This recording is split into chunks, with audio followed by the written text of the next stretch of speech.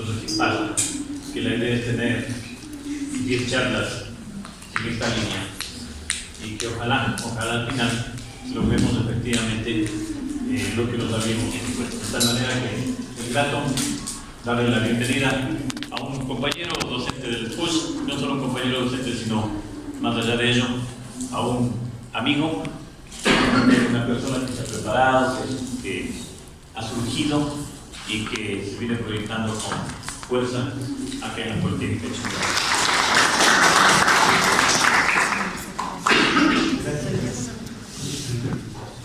Bueno, quiero saludarles cordialmente y Carlitos por haberme invitado a ustedes, felicitarles por estas jornadas que van a llevar adelante, por ese deseo de poder enterarse de muchos temas relacionados con su carrera y relacionados con su formación integral. Para mí es un gusto poder compartir primero con mi hija, con mi amigo y con ustedes, mis compañeros de la institución. Por lo tanto, para mí constituye una obligación moral asistir y poder estar con ustedes.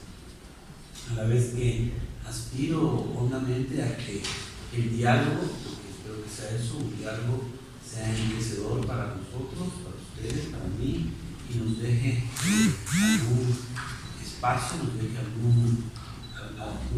una riqueza en nuestra formación académica, en nuestra formación intelectual académica. Entonces, yo, Carlitos, estoy abierto con toda la apertura para poder solventar las inquietudes. Quizás el tiempo suele jugarnos un contra, pero vamos a tratar de lo posible de poder ser claros y concretos. Bueno, como estos jóvenes son muy inquietos, han preparado una serie de preguntas y en ese contexto va a ser el desarrollo de este conversatorio. Entonces, vamos con la primera pregunta, por favor. Bueno, yo quisiera saber qué es la filosofía y cuál ha sido el proceso histórico de la filosofía en la academia. Si queremos dar un inicio secular de la filosofía, podemos decir que sí, efectivamente, en Grecia. Voy a permitirme dar un nombre que puede ser un nombre fundamental en la filosofía: Sócrates. Pero Sócrates no es, de hecho, el artífice inicial de la filosofía. Voy primero a dar su respuesta al inicio de la filosofía y su significado. Porque antes de Sócrates también hubo un conjunto de pensadores muy importantes que los denominamos presocráticos. Estos grupos de pensadores presocráticos se asociaban, digamos así, en escuelas. Y había, por ejemplo, las escuelas helénicas, la escuela estoica, la escuela epicúrea, y también pensamientos de Oriente, pensamientos del actual Egipto, por ejemplo, que incluyeron. Pero Sócrates, digamos que es el punto referente de la filosofía occidental más estudiado y más aceptado por la literatura. Sócrates no escribió ningún libro, ¿no? Tuvo un discípulo que es Platón. Ahora, si nosotros ubicamos la antigua Grecia y la antigua Roma como el espacio geográfico de inicio de la filosofía, no exclusivamente porque estoy diciendo que vienen corrientes de muchos lugares, la pregunta es: ¿y qué pensaba esta gente? ¿Qué discutía esta gente? ¿Qué elaboraba esta gente? Y le voy a dar solamente unas pequeñas muestras. ¿Sabe que ellos se preguntaban qué es el buen vivir? ¿Sí? ¿Qué es el buen vivir? ¿Sabe que Leucipo y Demócrito, presocráticos, hablaban del átomo? Ellos acuñaban. ¿Sabe que Heráclito hablaba sobre los elementos que conforman o que inician la vida? O sea, esos filósofos eran físicos, Estos filósofos se dedicaban al estudio de la naturaleza, de la sociedad, de la ética. Con decirle, niña, que en Grecia se descubrió la democracia. La palabra democracia mismo tiene raíces griegas. Demos, pueblo, tratos, poder. Puedo decirle, niña, que en Grecia y Roma se sientan las bases intelectuales, teóricas, de toda la cultura que ustedes están estudiando ahora. Si uno quiere entender el mundo de hoy, tiene que volver a los antiguos greco-romanos. Permítame otra, la lógica. Permítame otra, la medicina. A los médicos les hacen cuando van a ejercer su profesión, van a titularse, les hacen realizar un juramento. Un juramento que se conoce como juramento hipocrático. En Grecia y en Roma se crean instituciones de educación. Hubo más antes, pero, por ejemplo, Platón creó la academia. Aristóteles creó el liceo. Ahí se escriben obras como la política por parte de Aristóteles. Y Aristóteles escribe una obra sobre la primera constitución de Atenas. Es decir, de que la época grecorromana, niña, es la época de oro del pensamiento del ser humano. Lo que pasa es que no había tecnología. Ya se hablaba sobre los astros. Es decir, que la filosofía tiene en sí mismo sus raíces etimológicas griegas. Filos, amor, soplo, sabiduría, son las raíces etimológicas. Filos, amor, por eso nosotros hablamos de amor filial, de filiación. Como su pregunta es tan amplia, niña, mi respuesta tiene que ser en el mismo sentido. La filosofía es una preocupación, no hablo de una ciencia, es una preocupación, es una disciplina, es una actividad intelectual que trata de explicar los fenómenos no específicos del mundo, sino los fenómenos universales del mundo. No se olvide que hasta casi la Edad Media Newton habló sobre la gravedad en un libro que titulaba Física de la Naturaleza. Filosofía de la Naturaleza, así titulado. La filosofía se la conoce vulgarmente como la madre de todas las ciencias. Lo que sucede es de que el filósofo no era una persona que se dedicara exclusivamente a especular cuestiones de carácter metafísico, espiritual, sino a la naturaleza misma. Hasta hace poco existió un filósofo que se llama Bertrand Russell, es un matemático, que hizo aportes a la matemática y a la vez es filósofo. Muchos también le han tratado de, al mismo Einstein, de casillarle un espacio de filósofo. Niña, la filosofía en la actualidad ya no es aquella disciplina que se preocupa sobre todo el universo, sino que le han quedado 4 disciplinas. Las demás se han independizado. Cada cual ha cogido su rumbo, cada ciencia ha cogido su rumbo. El filósofo hoy se preocupa de 4 aspectos. Se preocupa de la ontología, se preocupa de la epistemología, se preocupa de la ética y se preocupa de la estética. ¿Sí? Es decir, son aspectos que en la actualidad los discute el filósofo. Entonces, podemos concluir con 2 respuestas, si se quiere, a su pregunta. Que la filosofía nace en Grecia y Roma producto de influencias anteriores y de otros sectores, pero nace en Grecia y Roma.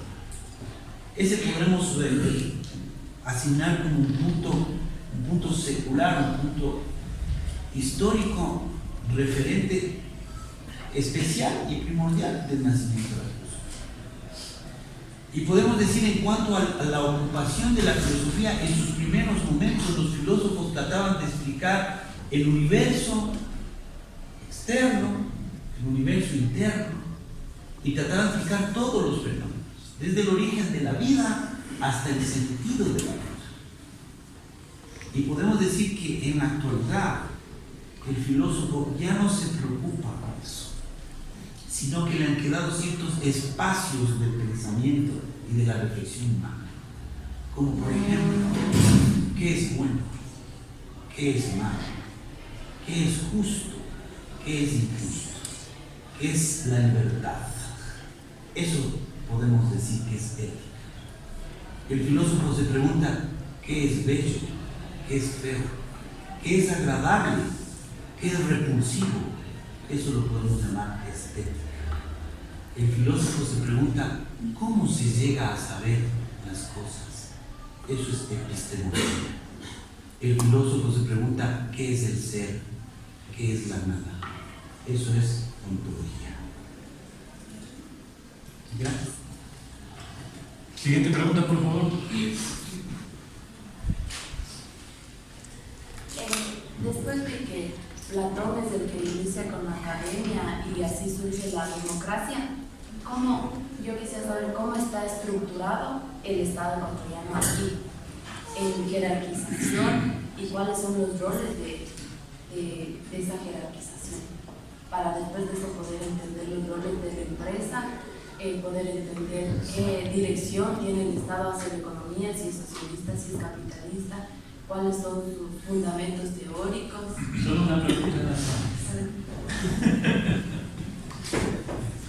Bueno, sí, ahí hay muchas cosas. Mire, hay un filósofo que es muy criticado en la actualidad, pero que influyó mucho en la humanidad, que se llama René Descartes. Al pensamiento de él le denominan el pensamiento cartesiano, el pensamiento racionalista. Personalmente también yo me adscribo a muchos reparos que se han hecho en su obra, pero voy a utilizar un mecanismo que él utilizaba para poder entender las cosas. Su mecanismo era dividir un objeto para poder analizarlo por partes. ¿Qué quiero decir? ¿Qué les parece si, para contestar la pregunta de Toita, yo divido la historia? Divido la historia para explicarme esto primero. ¿Qué es el Estado? ¿Cuándo nació? ¿En qué consiste? ¿Y qué les parece si le dividimos a la historia? Y generalmente el pasado la sabemos dividir en dos. Ustedes saben eso. Una etapa de prehistoria y una etapa de historia. Voy a dividir para podernos ubicar y ubicarles a ustedes en el mundo hoy. Ustedes saben que la historia tiene etapas: el paleolítico, el neolítico, el mesolítico, el neolítico. La historia, en cambio, tiene edades o eras. Ustedes han de haber escuchado que la historia es la edad antigua, la edad media, la edad moderna. Y esto que quiero ponerles a ustedes a pensar, la edad postmoderna, porque probablemente ustedes están en una época de transición tremendamente compleja para ustedes, para el mundo. Y si alguien me pregunta, ¿cuándo nació el Estado? Yo diría que el Estado es un producto de la modernidad. Hace un momento dije, pero usted no dijo que en la antigüedad, Grecia y Roma, en la antigüedad se inventó la democracia. Sí, pero no se habían configurado los estados que hoy ahorita señala que nos preguntamos qué son. El Estado ecuatoriano, por ejemplo. El Estado es un producto de la modernidad. Pero si ustedes quieren un poquito más de datos, digan, doctor, ¿de qué año a qué año? ¿De qué siglo a qué siglo es cada etapa? Y eso es un poco relativo. Eso es un poco relativo. Podemos decir que la edad antigua puede estar alrededor de los 500, 600 años antes de Cristo, a los 500 hasta 1500 años después de Cristo, dependiendo de los autores. Antigua. La edad media, digamos, 500, 1500, a los siglos XVI, XVII. Algunos autores le ponen hasta el siglo XVIII. Recuérdense que la Revolución Francesa es en 1789, siglo XVIII. Pero recuérdense que el liberalismo nace en 1688 en Inglaterra, estamos en el siglo XVII. Es relativo. Usted va a decir, ¿y hasta cuándo dura la edad moderna? Pongamos desde el siglo XVI, siglo XX, pero para algunos autores la modernidad ya se fue perdiendo desde finales del siglo XIX. Para mí, para Guardini, por ejemplo, la modernidad es de mediados del siglo XX.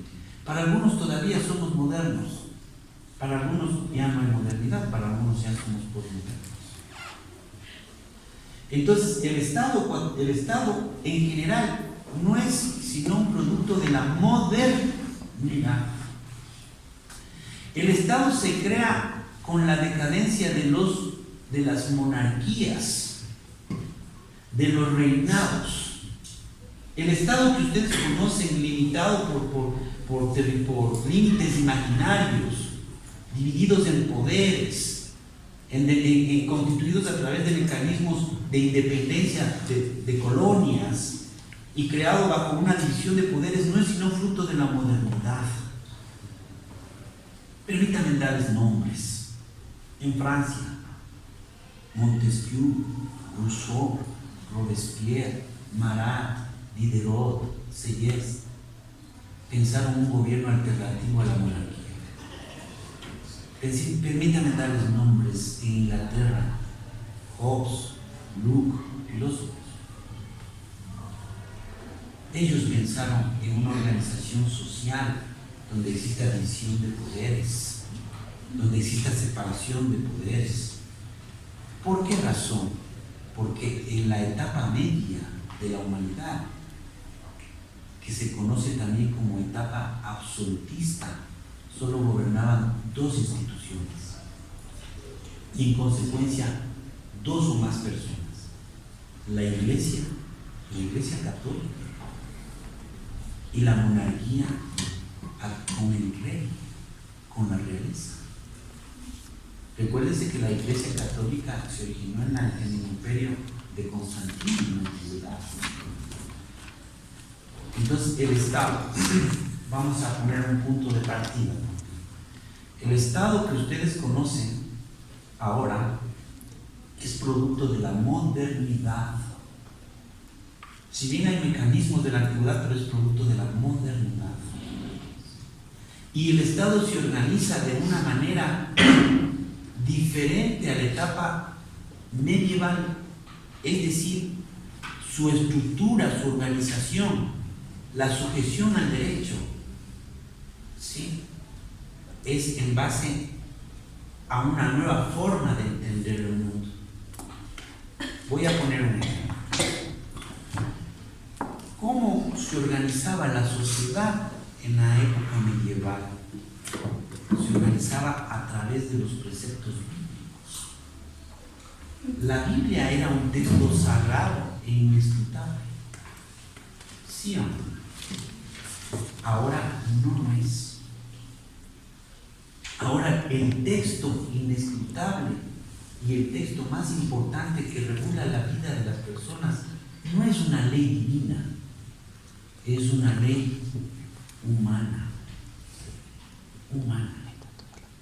que a veces coincide con las leyes divinas y a veces no coincide. Les voy a poner unos ejemplos patéticos y con eso daríamos paso a más preguntas. La ley divina dice que uno debe respetar la vida de las personas. Sí. La ley divina dice eso. Hablo de la Iglesia católica, no hablo en general de otras iglesias, de otras culturas. Empecé diciendo que ustedes son herederos de la cultura occidental. ¿Sí? Pero ¿existen o no existen leyes que permiten las penas capitales? La pena capital. ¿Sí? No coincide. Les voy a poner un ejemplo que siempre me preguntan los estudiantes. La familia para la Iglesia católica y para alguna religión, la familia no se funda en una relación heterosexual. ¿Sí o no? Sí. A mí me enseñaron eso porque yo soy de la modernidad, pero ustedes ya no son de la modernidad. Permítanme decirles eso. ustedes son posmodernos. Y ahora se puede conformar familias con personas del mismo sexo, ¿sí o no? Eso es modernidad. A la posmodernidad, y aunque nos cueste aceptar, ese es el pensamiento posmoderno. Les voy a poner un ejemplo de un cambio de etapa, porque eso es muy importante. Y con ejemplos ustedes se van a ilustrar.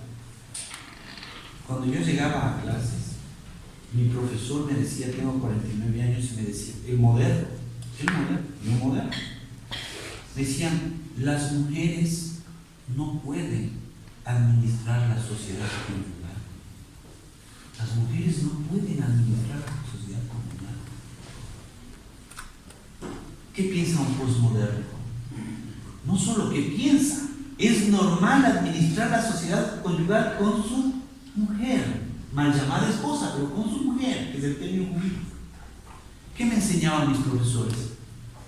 Las mujeres no pueden realizar actos de comercio. Todavía está en la ley eso. ¿Qué pasa ahora? Las mujeres son emprendedoras, empresarias. La matrícula universitaria de las mujeres ha superado a las de los hombres.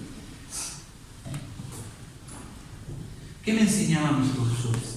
Los animales jurídicamente son considerados cosas.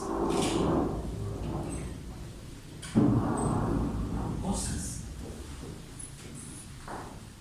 Ustedes ya no piensan así. Su pensamiento, su chip ha cambiado totalmente, porque el conjunto de valores que reinan en la posmodernidad son totalmente distintos, o radicales, no total, radicalmente distintos a los que gobernaron la modernidad. Asimismo,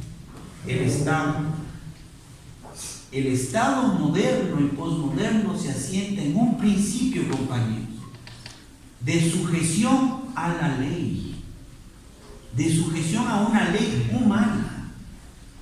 ¿Y quién hace la ley? La hace el pueblo. Porque de acuerdo a los revolucionarios franceses, la voz del pueblo es la voz de Dios. Vox populi vox Dei. Concluyendo las respuestas.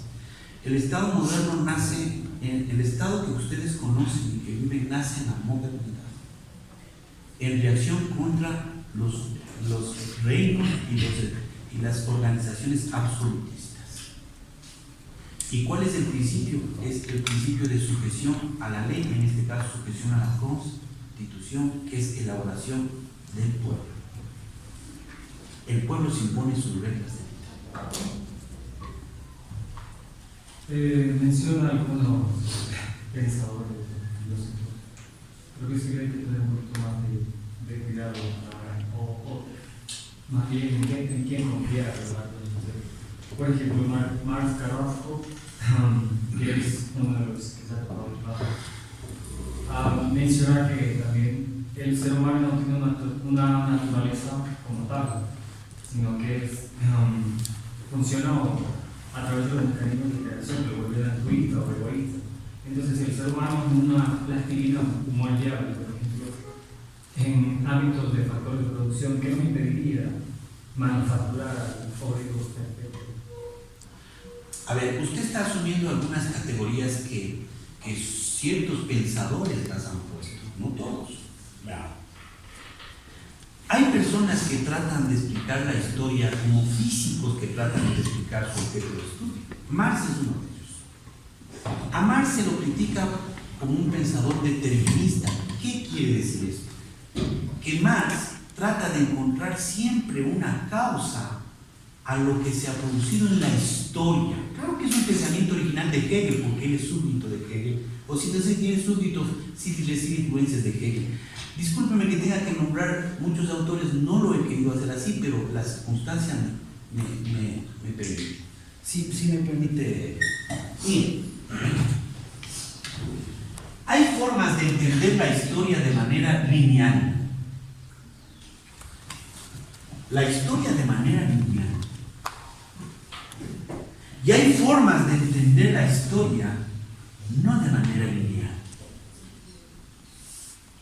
Hay una frase de un filósofo irracionalista alemán que dice que la historia es un eterno retorno.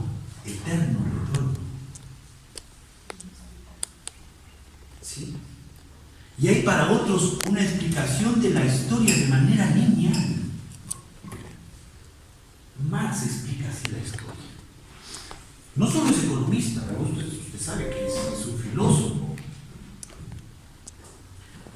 Este tipo lo conocemos con el concepto de determinismo. Este es un concepto filosófico, determinismo. Para Marx, la causa que motiva, el motor de la historia, ¿sí? El motor de... No se olvide que Carlos Marx nace en 1818 y muere en 1883, estoy en el siglo XIX, y ustedes están en el siglo XXI. Pero vamos a ir a eso. El motor de la historia es esto, lo voy a poner en 3 palabras.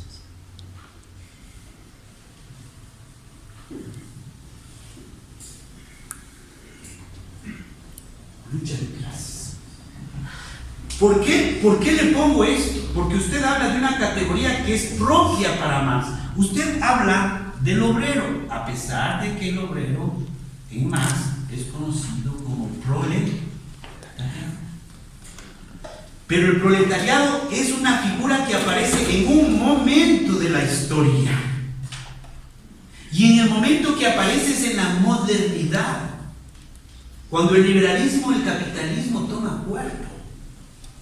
Pero él es una figura que aparece, primero, aparece la categoría que usted está utilizando, porque hay muchas cosas en su pregunta. Yo trato de darles un sentido a su pregunta. Sí, no solo a mi respuesta, sino a su pregunta. El motor de la historia es una lucha de clases. En términos generales, ¿cuál es esta lucha de clases? ¿Cuáles son estos opuestos, estos antagónicos? Pongámoslo en primer término: el opresor y el oprimido. Pero esos términos genéricos, opresor y oprimido, toman denominaciones como la que usted utiliza: edad antigua, esclavo, esclavista, no obrero. Edad media, señor feudal, siervo de la gleba. Edad moderna, capitalista, proletario. Estamos diciendo que esta es una versión de la historia, que no necesariamente la debemos compartir. No necesariamente la debemos compartir. Capitalista, proletario, el que dice usted, obrero. Carlos Marx señala, el materialismo histórico se llama, porque él escribe muchas cosas, ¿no? Pero hay que ir ubicando, porque el marxismo se divide en 3 disciplinas: en la filosofía, en la economía y el socialismo científico. Pero una de estas es la explicación de la historia. Él dice que en la historia existe un antagonismo siempre entre estos segmentos de la población, entre opresores y oprimidos.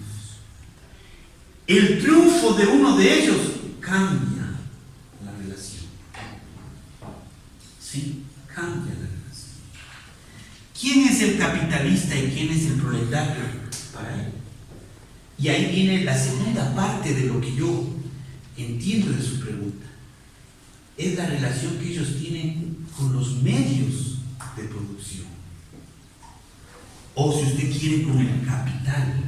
O si usted quiere, con el dinero. El proletario no tiene medios. No confundir ni el medio con el modo de producción. Por eso es que la palabra proletario viene, o etimológicamente significa aquella persona que solo tiene sus hijos. Prole significa niños. Por eso es que el proletario, como no tiene nada a cambio, él vende su fuerza de trabajo. ¿Y vende a cambio de qué, joven? A cambio de un salario. estas condiciones de vida, estoy hablando desde el punto de vista marxista, quiero ser lo más objetivo posible, porque un propietario que solo tiene su fuerza de trabajo va a producir para más un hecho que no se va a poder evitar, que es una revolución, que es un cambio a una situación distinta, que es entrar a un modelo que no va a ser capitalista, sino un modelo socialista. En un modelo capitalista para Marx, el arte, que es subjetiva, el arte va a ser capitalista. La sociedad y todas sus expresiones van a ser capitalistas. Le voy a decir una frase puramente marxista. Dice Marx que son las condiciones materiales de vida las que forman el espíritu de la persona, y no el espíritu de la persona sus condiciones materiales. Voy a decir en palabras más sencillas. Marx nos decía lo siguiente: si tú quieres saber cómo piensa esa persona, primero debes preguntar cómo vive esa persona. Las personas piensan cómo viven. ¿Y cuál es esa vivencia? Las personas piensan conforme se ganan la vida. Porque no olvide que Marx es materialista.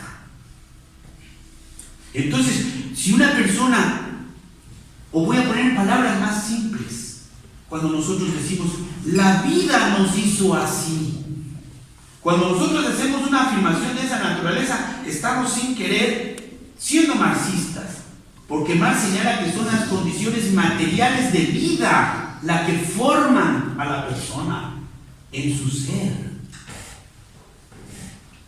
¿De acuerdo? Entonces no solamente está condicionado el trabajo, usted está hablando de un elemento que es el trabajo, pero el modo para Marx, el modo de producción condiciona todas las formas de vida. Voy a poner un ejemplo: la academia, desde un punto de vista marxista, ¿cómo debería orientarse? Orientarse a la producción, al desarrollo, a la innovación, al desarrollo en su máxima y peyorativa expresión.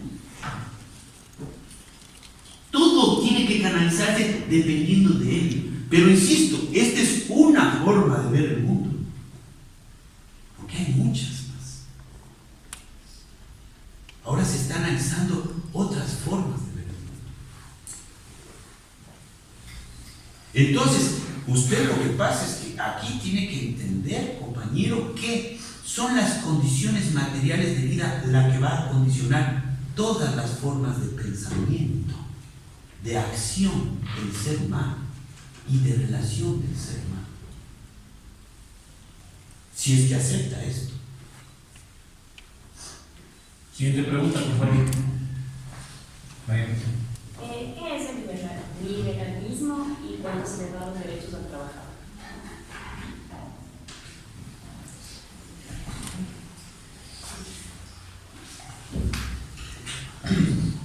Bien, es una pregunta relacionada, ¿no? Es una pregunta que tiene algo de relación.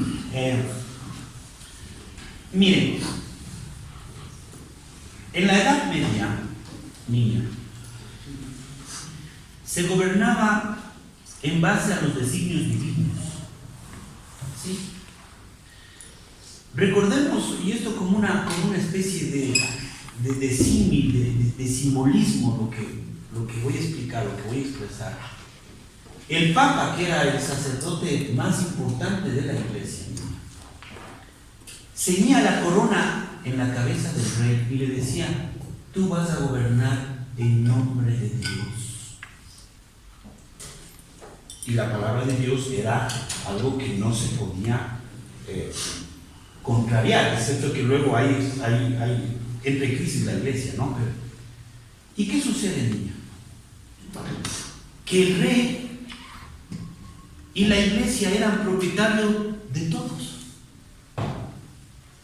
¿De quién serían las tierras? La actividad era evidentemente agrícola. ¿De quién serían las tierras? ¿A quiénes habría pertenecer las tierras puntualmente? Al rey, a la realeza, a la monarquía, ¿sí o no? les pertenecía a ellos. Permítame hacer un cuadro que les va a interesar mucho. Y esto probablemente resuelva las dudas del nacimiento del liberalismo y su significado. La actividad predominante económica en la Edad Media era la agricultura. Ustedes saben que la revolución industrial es en el siglo XIX.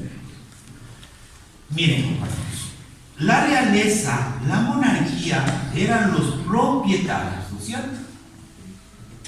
Propietarios de la tierra. La pregunta es, ¿qué es el liberalismo? ¿Cuándo nace el liberalismo? Es la pregunta. Ellos eran los propietarios. Y ustedes decían, ¿y a causa de qué son propietarios de ellos? ¿Quién les dio ese título de propiedad? La divinidad. Que esa es una respuesta a otra pregunta.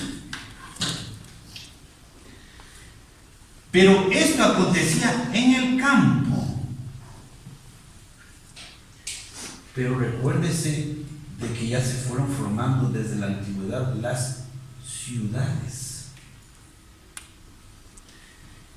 Frente al campo, que en lo jurídico conocemos como lo rural, viene este término jurídico de urbes, ¿no es cierto? Las ciudades. Si desde el año 2000 a.C. se comenzaron a formar ciudades.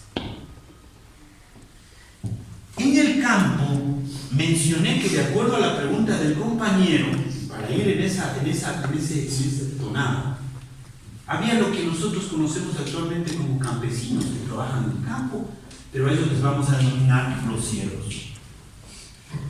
Los siervos no eran esclavos, pero trabajaban para él, para el rey. ¿Y eran propietarios de su territorio? No lo eran. Les daban parcelas para su propio sustento, lo que en la localidad se conoce como guasifundos, y de hecho hay historia respecto a eso en nuestro país. En las urbes, niña, en las urbes, comienza a aparecer una clase social que no dependía del rey. Esa clase social va a tener un calificativo marxista, si quiere el compañero, o sea que no quisiera hablar de Marx, realmente solo de él.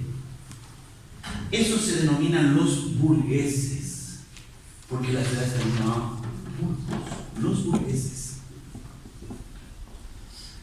Estos burgueses, compañeros, estos burgueses son personas que realizan no necesariamente una actividad agraria, sino que comienzan a vivir de sus oficios y comienzan a tener poder económico. Pero ¿qué pasa? Estos burgueses podían entonces ya apropiarse de las tierras del rey, apropiarse de los bienes. No podían. Tenían un limitante, niña. ¿Cuál era el limitante? El sistema. ¿Y cuál era el sistema? Monárquico, absolutista. Tenían que hacer ¿qué, niña? Tenían que liberarse. Tenían que liberarse. ¿Sí me explico? Tenían que cambiar el sistema para poder llegar a ser propietarios. Hay un principio de liberalismo clásico, o de liberalismo moderno, de liberalismo clásico, que dice dejar hacer, dejar pasar, laissez faire, laissez passer. Esta gente tenía que romper ese esquema, tenía que romperlo. ¿Para qué? Para poder acceder a la propiedad del rey, de la iglesia. Fecha icónica, 1789, Revolución Francesa, decapitan al rey en la guillotina, decapitan al rey. No contentos, luego le decapitaron a la reina, como símbolos del poder del sistema. Pero de esta fecha quiero ponerles las primeras iniciales de esto. Declaración de los Derechos del Hombre y del Ciudadano. Artículo 1, 17 son. todos los hombres nacemos libres y somos iguales ante la ley. Porque en la monarquía no todos éramos iguales. Porque la monarquía era una sociedad estamental. Si yo nacía en una buena cuna, tenía derechos de propiedad. Si yo nacía siervo, no tenía derechos de propiedad. Mi cuna me determinaba la vida. Si todos somos iguales ante la ley, añaden otro artículo que para propósitos de la explicación de la niña es importante. La propiedad, dice en la Declaración de los Derechos Humanos, la propiedad es un derecho humano. No dice que la propiedad es un derecho de la realeza. La propiedad es un derecho humano, sagrado e inviolable. ¿A qué querían acceder ellos con este artículo? ¿Qué querían? ¿Qué buscaban? Tener propiedad. Le añado otro, porque decir los 17 sería complejo. Los seres humanos nacemos libres. Nacemos libres. Claro que Rousseau decía, los seres humanos nacemos libres y en nuestra vida estamos sujetos a cadenas. Pero el hecho de nacer libre ya es algo muy importante. En Inglaterra decía, los seres humanos tenemos derechos innatos a nuestra condición humana. Por ser seres humanos, tenemos derechos innatos, como la vida y la propiedad. Eso es violencia. Bueno, Ricardo, ¿usted cree que ahora en la actualidad el Ecuador practica el liberalismo? Sí, se reconoce el derecho de propiedad. Con limitaciones, sí, pero es un derecho reconocido en el artículo 66 de la Constitución. Es un derecho debilitado, sí lo es, pero lo reconoce. No como un derecho inviolable, no, porque la propiedad en el Ecuador tiene que cumplir dos funciones. Antes del 2008 tenía que cumplir una función social. Luego del 2008, una función social y ambiental. En el año 98 esos derechos se llamaban derechos individuales.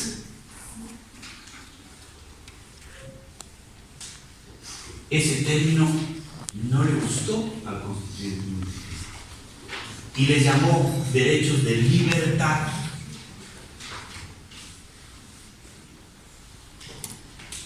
El derecho a la vida, el derecho al honor, el derecho a un nombre, el derecho a una familia, el derecho a la integridad física, el derecho a acceder a mis datos personales. A mis estudiantes les digo que cuando rinden una prueba, ellos tienen el derecho a saber cuál es su nota y a saber por qué razones les calificaron así. Es un derecho constitucional de saber sobre mis datos personales. Muchos derechos son así. No contento con esto, vamos a dar derechos a todos, o sea, derechos que van a ser comunes, niña. En el año 98 se llamaron derechos colectivos. Ese término no le gustó al constituyente y le cambió de nombre y le puso derechos del buen vivir. Miren, sobre el buen vivir, cuántas cosas ahora se ha hecho. Por ejemplo, el derecho a la salud, el derecho a la educación. Le voy a poner el ejemplo. Educación. En el año 98 decía que la educación es obligatoria y gratuita hasta el bachillerato. Al constituyente Montecristi no le gustó solamente eso. Y dijo, la educación es gratuita y obligatoria hasta el bachillerato, pero también va a ser gratuita en la universidad. Cambio.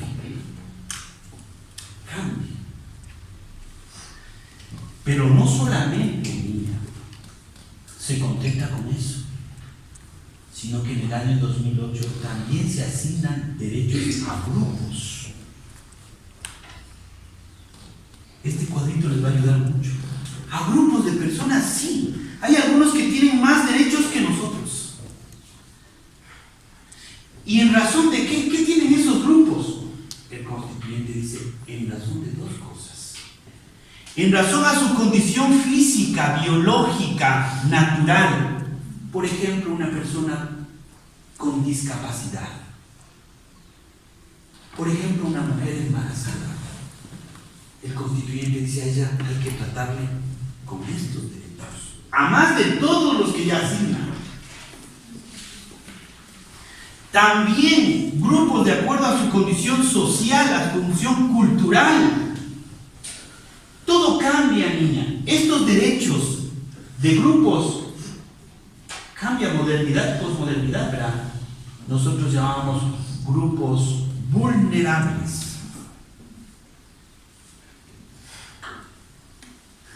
1998, grupos vulnerables.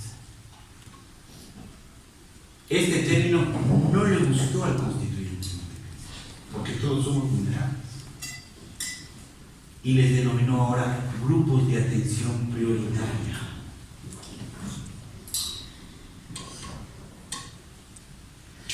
Antes nosotros decíamos a una persona minusválidos. Ese término ahora es peyorativo, ofensivo. Acá se tenía que decir personas con discapacidad, con discapacidad. Acá ya no. Acá ya decimos personas con habilidades especiales. Esa es la posmodernidad. Aquí, los indígenas y los afro, indígenas y afro, de acuerdo a su condición social y cultural. Año 2008, no le pareció suficiente. Indígenas, afros y montubios.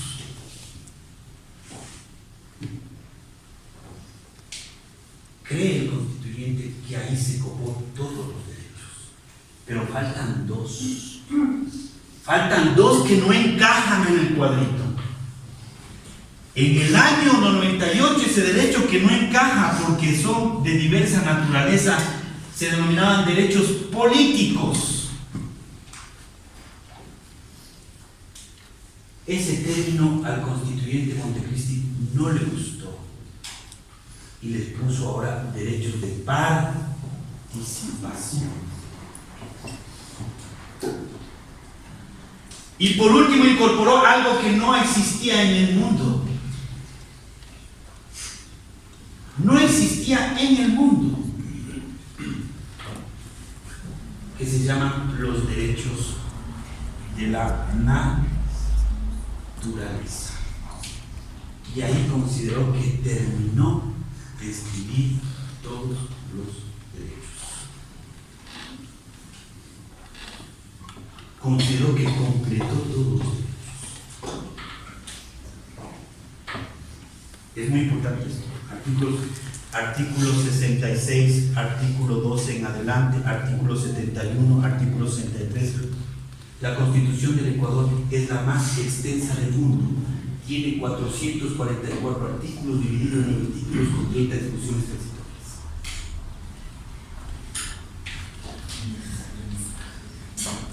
Entonces, ¿cuál es la manera correcta de vivir en sociedad? Cumplir con los preceptos establecidos en la Constitución de la República. En este estado, el Estado moldea la forma de vivir en sociedad. En el Estado ecuatoriano, en la Constitución ecuatoriana se incrementó algo que no había en toda su historia, una parte programática. El Estado ecuatoriano moldea la vida de todos sus ciudadanos en la Constitución de la República. Esa es la Biblia de hoy. ¿Qué pasa cuando la ley es la que viola los derechos humanos. Porque en este caso, ¿será que tiene que ver una relación estrecha entre derechos humanos y el sistema económico? Es decir, favorecer al sistema privado, a las manos privadas, y a través de ello violan derechos humanos del pueblo, como lo que pasó en octubre por esto del paro, por ejemplo. Esas condiciones impuestas por el FMI también acusaban, o sea, indirectamente violaban derechos humanos, como trabajar un día gratis, o trabajar 2 horas, o aumentar el combustible. Entonces, todas estas cuestiones terminan favoreciendo más a la propiedad privada. Es decir, que indirectamente la ley mismo termina violando los derechos privados. Porque... Mire, niña, yo quiero, Carlitos, solicitar esta pregunta porque es una pregunta tan esencial, tan crucial, tan profunda la que usted hace, que eso es lo que los filósofos del derecho tratan de resolver, el problema de la ley injusta, del derecho injusto. ¿Sí? Ese es un problema complejo, pero voy a empezar explicando lo siguiente. Hay que hacer una diferencia entre lo que es un derecho humano, entre lo que es un derecho fundamental. Los derechos humanos, niña, son aquellos derechos que la humanidad ha considerado deben expandirse a nivel planetario. Uno de esos es la Carta de las Naciones Unidas, la Carta de los Derechos Humanos. Los derechos fundamentales, en cambio, tienen la denominación cuando las constituciones recogen parte de esa carta, pero también la ponen en su constitución. Por ejemplo, el derecho a la naturaleza para el Ecuador es un derecho fundamental. Ya. Primera cosa. Ahora bien, puede darse en un Estado de derecho la existencia de normas jurídicas, entre esas leyes, que sean injustas. Pues sí, pero aquí viene el inconveniente. ¿Qué es justicia? ¿Qué es justicia? Porque nosotros, para calificar a una ley de justa e injusta, tenemos que tener un parámetro, un significado de justicia. se vuelve subjetivo. Era subjetivo. En el mundo de ustedes ya no lo es. En el mundo de ustedes se ha resuelto el problema de poder considerar qué es justo y qué no. Usted me va a decir, ¿cómo? Y eso me vuelve a la primera pregunta que me hizo la señorita. Me vuelve a un filósofo actual, Jürgen Habermas. Los filósofos han resuelto hoy, por lo menos temporalmente, el cómo llegar a considerar que algo es justo. ¿Y sabe dónde está la justicia en nuestro país? ¿En dónde podemos leer la justicia en nuestro país? Es en la Constitución de Montecristi. Yo sé que no es satisfactoria esa respuesta, probablemente no lo sea, pero es en esa Constitución en la que encontramos el significado de justicia. Y ahora lo que yo quiero decirle a ustedes es cómo se llegó a establecer ese significado de justicia. Y le voy a dar la respuesta a un problema que es extremadamente complejo, utilizando a Marx.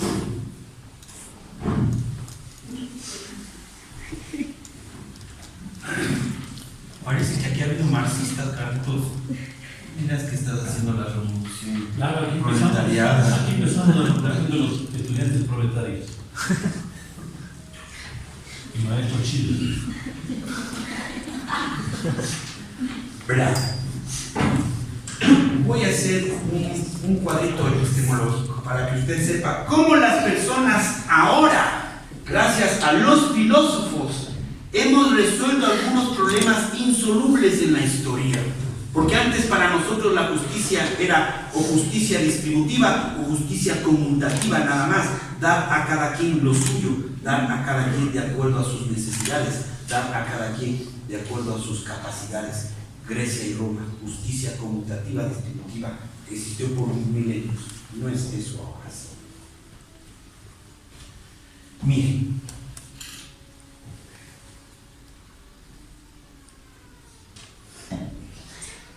sin alusiones a nadie, sin alusiones.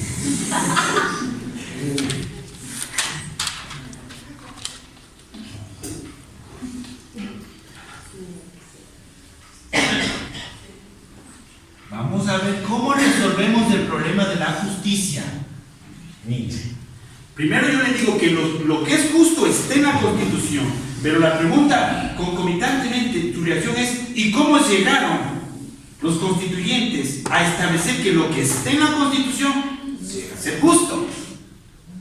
Porque si no, eso es una apreciación subjetiva y personalísima de alguien que cree que eso es justo, pero para mí no lo es. Y la idea es alcanzar un criterio generalizado, tal vez no unánime, de justicia. Desde el punto de vista epistemológico clásico, niña, cuando uno quería alcanzar la verdad de algo, ¿sí? Este es un sujeto, este es un objeto. Cuando uno quería alcanzar la verdad sobre algo, tenía que relacionarse entre el sujeto y el objeto, y nada más. El sujeto describía algo, y si su descripción se acercaba a la realidad, era lo más verdadero posible. Es decir, el mundo era eso. Era la relación entre cosas y personas. Pero hay otra cosa, ¿no? Hay otro mundo. Y ese es un hallazgo, si se quiere, filosófico de la contemporaneidad. Habermas le llamó y algo mencionó el joven, Habermas llamó la intersubjetividad. Es decir, no solo sujetos y objetos, sino sujetos y sujetos. Hay un mundo de relación entre sujetos, es decir, esta relación. A la relación entre esto y esto se la llamó una relación intersubjetiva. Para alcanzar la verdad hay que tomar en cuenta ese tercer elemento. Y la pregunta es: ¿y cómo? Voy a dar una respuesta sencilla. Hablando, conversando.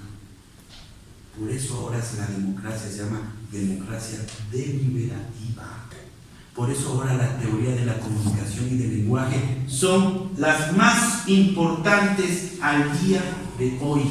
Es decir, el diálogo, el argumento, el debate. Ahora la verdad ya no es solamente la descripción del hecho, no es una verdad aristotélica, niña. La verdad ahora es producto del consenso. Y ahora ni siquiera hablamos de verdad, ahora hablamos en todas las ciencias. Usted va a decir: ¿pero cómo? En física hay verdades. En todas las ciencias. Lo de Newton fue debatido por Einstein, lo de Einstein fue debatido. Todas las ciencias ahora se habla de un criterio de corrección. ¿Cómo alcanza usted un criterio de corrección? Alcanza cuando usted debate sobre un mismo hecho. Es decir, cuando nosotros consensuamos en lo que debemos considerar. Si hoy día, y uno va a decir: pero eso se puede acercar a la verdad. Consensuemos. ¿Le parece que es de día? ¿Le parece que es de día? ¿Le parece que es de día? Sí. La verdad, entre comillas, lo correcto ahora es que es de día. ¿Cómo hemos avanzado a eso? A través de un consenso. ¿Cómo se alcanza la justicia, niña? Entonces, a través de un consenso. ¿Tenemos más preguntas? Los que intervinieron, por favor, demos paso a que compañeros o compañeras que todavía no han intervenido puedan preguntar. Bueno, buenos días.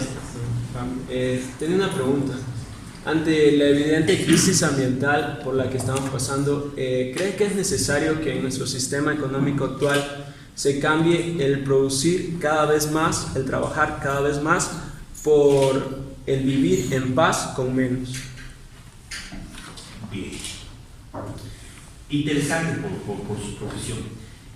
Hoy en la mañana, antes de venir acá, en Ecuavisa, le estaba entrevistando a un economista cuya tendencia pública es de izquierda, de apellido Dávalos, o en Tene Amazonas. Pablo Dávalos, ciudad de Ecuavisa, en Ecuavisa. Y él decía, joven, que han presentado un modelo económico para el país. La respuesta de un jurista, ¿cuál es? El modelo económico del Ecuador está escrito. ¿Y dónde está escrito? Está escrito en la Constitución de la República. El problema real, joven, es que no conocemos el alcance de dicha Constitución. Porque nuestra Constitución no solamente nos establece derechos, no solamente estructura el Estado, sino que establece un plan de vida para el Ecuador. A eso nosotros conocemos como una parte programática de la Carta. Y la pregunta entonces sería así, si usted me permite. Desde el punto de vista ambiental, ¿cuál es el planteamiento de nuestra Constitución? Desde el punto de vista económico, ¿cuál es el planteamiento de nuestra Constitución? Y las respuestas son las siguientes. En el año 2008, el constituyente consideró que el modelo económico del Ecuador es un modelo social y solidario. Social y solidario. En el aspecto ambiental, el constituyente del Ecuador consideró, jóvenes, que la naturaleza, al igual que las personas, son sujetos de derechos y que por lo tanto la naturaleza, a través de mecanismos propios, puede demandar sus derechos, no la naturaleza per se. Porque la naturaleza, ustedes entienden, un árbol no va a demandar a alguien el hecho de que le corten sus ramas. Entonces, quedaría por desarrollar para un economista, ¿y cuál es el modelo social y solidario? Y ahí viene algo que, con muchas disculpas, me voy a permitir decir algo de un economista. Evidentemente que no es un consumismo capitalista,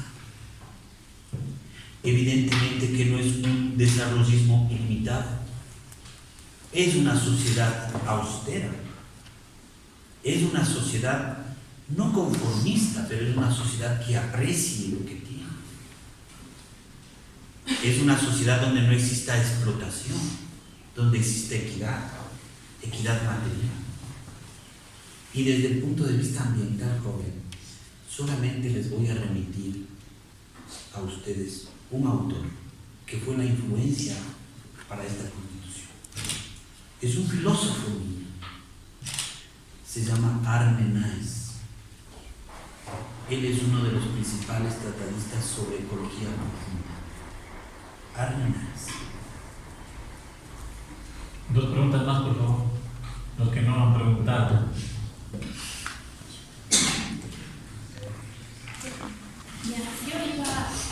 Según entendí, el liberalismo es cuando los burgueses, cuando valga la redundancia, se quieren liberar del sistema monárquico que tenía y acceder a la propiedad y la iglesia. Pero y entonces, ¿cómo aparece el neoliberalismo? Tal vez como una tendencia afín al liberalismo o como totalmente. A ver, usted tiene, yo mencioné que hay un liberalismo clásico. Pero el momento en que usted le antepone la palabra, el prefijo neo, significa nuevo.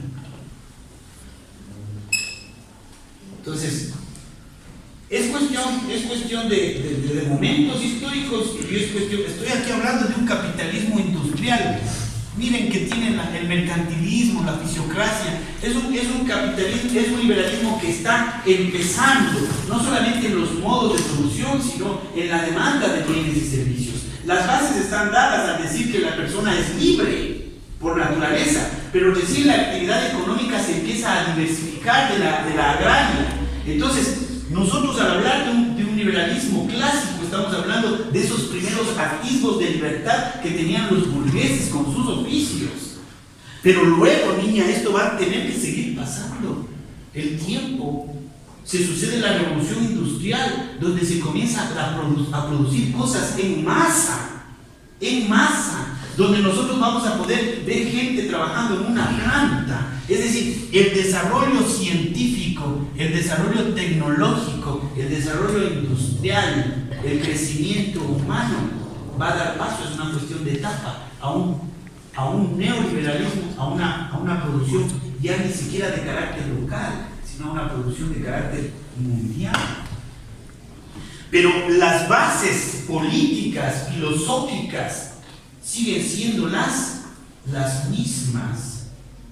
Es decir, aquí la sociedad medieval, niña, debió haber supuestamente sido cambiada por un Estado de derecho. Pero en el Estado, ¿sabe quién tuvo poder en el liberalismo? ¿Quién tiene el poder? El mercado. El mercado. Hay una frase que quisiera que ustedes se la memoricen para siempre, de Adam Smith, que es un liberalista clásico. Y Adam Smith hablaba de la mano invisible. Para hablar del mercado, decía que el mercado es la mano invisible que regula qué producir, qué demandar, qué ofertar, a qué precio pagar. El mercado lo regula todo. ¿Cuál fue el resultado de esto? Pobreza y desigualdad. Entonces se quiso crear un nuevo tipo de Estado y se le llamó el Estado social de derecho. Es decir, el Estado le va a dar algo que el mercado no le puede dar: seguridad, salud, educación. Pero tampoco hemos podido, niña, con el Estado social, y se creó el Estado de bienestar, el Estado donde ya le subsidia, el Estado donde ya le da dinero. Pero tampoco hemos podido con eso. Y en el 2008 se creó el Estado constitucional. Solo la modernidad ha tenido más de 4 modelos de Estado. Solo la modernidad.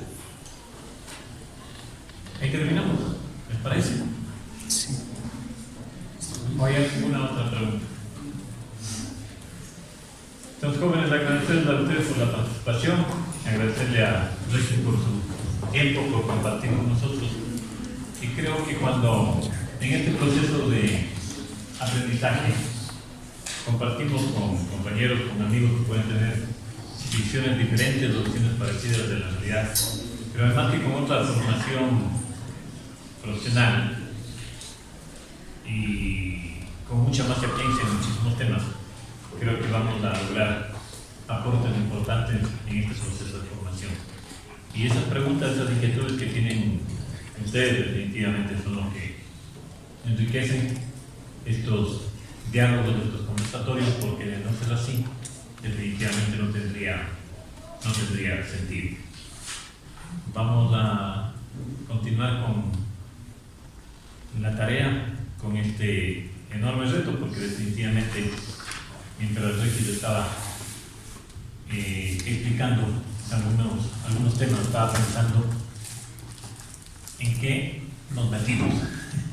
Y creo que definitivamente es un reto enorme, que si logramos concretarlo como lo habíamos planificado, va a ser una fuerza importante de cambio en el proceso de enseñanza-aprendizaje. si logramos esto, llevarlo a un blog, a un canal de YouTube y darle continuidad durante este semestre y con los compañeros que vayan a noveno en el siguiente semestre, yo creo que definitivamente estaremos generando una nueva forma de aprender, de hacer educación superior, y que realmente lo que nos estamos quejando constantemente, que la educación se convirtió en un hecho aburrido, memorista, con poquísimo análisis. Definitivamente cuando hacemos esto, transformamos esa matriz. Y qué bueno que hayamos iniciado con un compañero, con un amigo como Pablo, a quien agradecemos.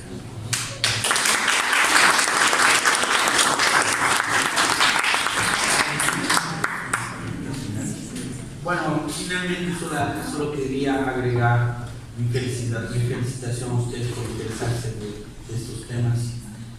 Mi felicitación a Carlos porque veo en él algo que deberíamos tener todos los docentes, y que es esa conciencia moral y obligación de los profesores de que los estudiantes sepan y aprendan, tengan la mayor cantidad de herramientas históricas y de conocimiento posibles para su vida. Eso lo único que dice es: su dote de gente no es egoísta, no tiene complejos, promueve esto que la universidad debió haber empezado hace mucho tiempo. Quizás lleguemos al punto de poder algún rato estar 2 o 3 personas y hacer lo que decía la señorita, debatir posiciones opuestas, para así poder llegar a un criterio correcto. Gracias y felicitaciones. Muchísimas gracias.